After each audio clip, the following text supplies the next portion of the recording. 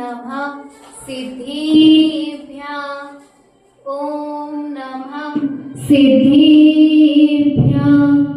ओम नमः सिद्धिभ्यां।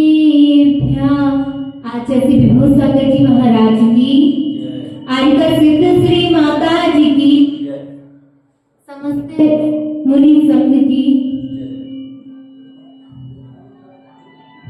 एक बार एक किसान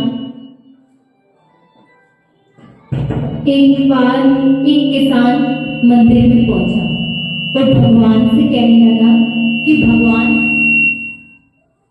आप मेरे साथ कैसा व्यवहार करते हो? जब भी मैं बचपन से अभी तक बड़ा हो गया और मैं जब भी खेती करने जाता हूँ तो आप कभी तूफान ला देते हो, कभी बारिश कर देते हो, कभी इतनी तेज हवा करते हो कि मेरा पूरा खेत चौपट हो जाता है। वह भगवान से कह रहा था कि भगवान ने बोला चलो कोई बात नहीं, अगर मैं करता हूँ तो मैं आपको इस मौका देता हूँ कि इस बार की खेती आपको करनी होगी। क्या? इस बार की आपको अनुकूल जैसा भी वातावरण बनाना है आपको बनाना है। इस साल का मैं आपको पूरा सौंप देता हूँ। जैसे ही भगवान ने सौंपा तो वह किसान बहुत खुश हो गया कि मैं अब इस साल अच्छे से खेती कर सकूंगा।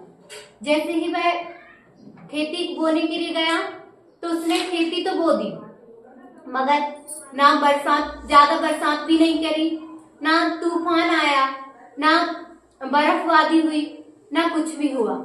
अब वह देखता है कि खेती तो बहुत अच्छे से लहरा रही है, अच्छी ऊंची ऊंची खेती हो गई है, मगर तब वह काटने की बारी आई।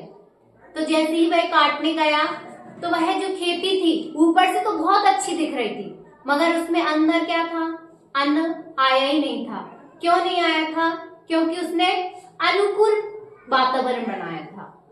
खेती को कैसा वातावरण चाहिए? अनुकूल भी चाहिए और प्रतिकूल भी चाहिए। बरसात ठंडी नहीं पड़ेगी तो अनाज भराएगा क्या? नहीं भराएगा।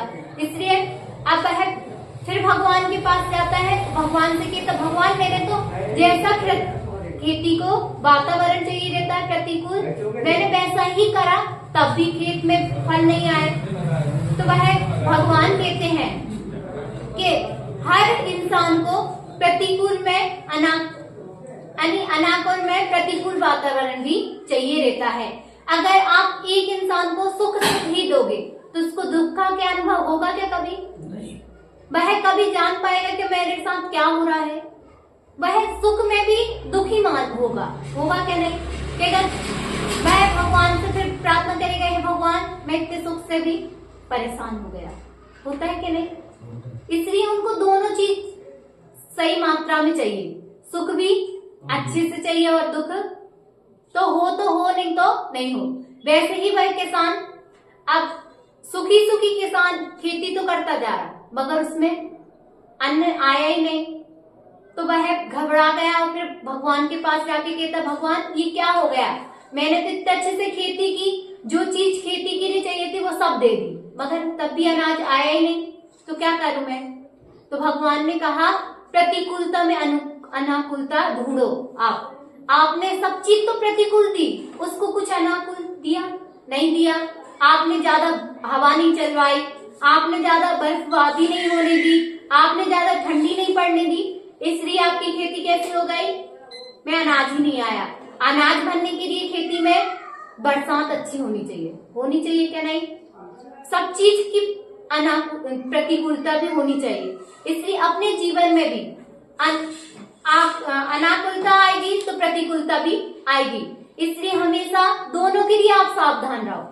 दुख आएगा तो सुख भी आएगा और सुख आया तो दुख भी आएगा। इसलिए दोनों के लिए अपनी स्मृति को हमेशा तैयार करके रखो कि हम आज सुख में हैं तो कल हमको दुख भी मिलेगा। इसलिए हमेशा भगवान कहते हैं कि हमारी कर्मों की गति कैसी है? विचित्र है। हम कभी कर्म हमारे अधीन कर चलते हो, कभी हम कर्मों के अधीन चलते हैं क्या नहीं? चलते हैं। कभी अपन भगवान के पास जाके प्रार्थना करते भगवान हमारे ऊपर इतने दुख आ गए, कि भगवान करने वाला है दुख आपके ऊपर? नहीं करने वाला है ना। जैसे आप कर्म करोगे आपको फल वैसा ही मिलेगा। इसलिए आप कर्म अच्छी करो, मगर कर्म तो कर रहे हो, उसकी टेंशन मत करो कि मैं कर्म ऐसा कर रहा हूँ तो मेरे साथ ऐसा होगा।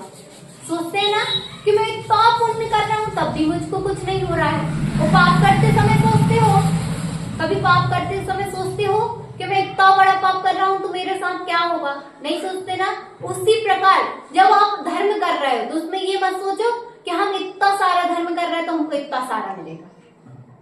क्या आप धर्म कर रहे हो तो उसमें ये मत सोचो कि हम कर रहे हैं मिल जाएगा, ये सोचते हैं ना। मगर पाप के समय पे क्या सोचते हैं? कुछ भी नहीं सोचते। उधर तो क्या हो जाते हैं, विवेक शून्य हो जाते हैं। उधर काम करता है आपका दिमाग? नहीं करता है। आपको तब गुस्सा आती है, आपका दिमाग काम करता है?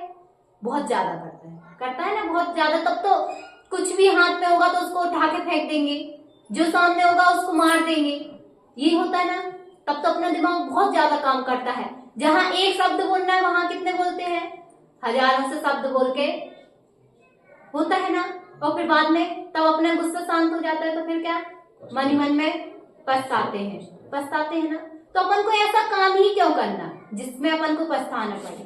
पहले से सोचो ना कि हम ये कार्य कर रहे हैं तो हमारा इसमें क्या होगा। सोचते हो ना, आप दुकान चलाने जाते हो, पहले से आप पूरा एक टारगेट लेके जाते हो ना कि हम आज इतना हमको सामान बेचना है, हमको इतना मुनाफा होगा, हमको इतना, सोचते हो ना। तो पहले आप धर्म में आते हो तो यही सोचते हो क्या? धर्म में भी व्यापार करते हो क्या? धर्म में भी अपन क्या करते हैं? व्यापार करते हैं। हम अगर भगवान को चिरौंजी चलाएंगे तो हमको भगवान क्या देंगे? रत्नों की चिरौंजी देंगे, ये सोचते हैं ना। तो व्यापार क्यों करना? धर्म में आके व्यापार नहीं करना है। धर्म में तो आके अपन को सिर्फ निस्वार्थ भाव से सेवा करनी है। क्या करनी है? सेवा करनी है, तो अपना कल्याण होगा। बोलो अहिंसा में विश्व धर्म की।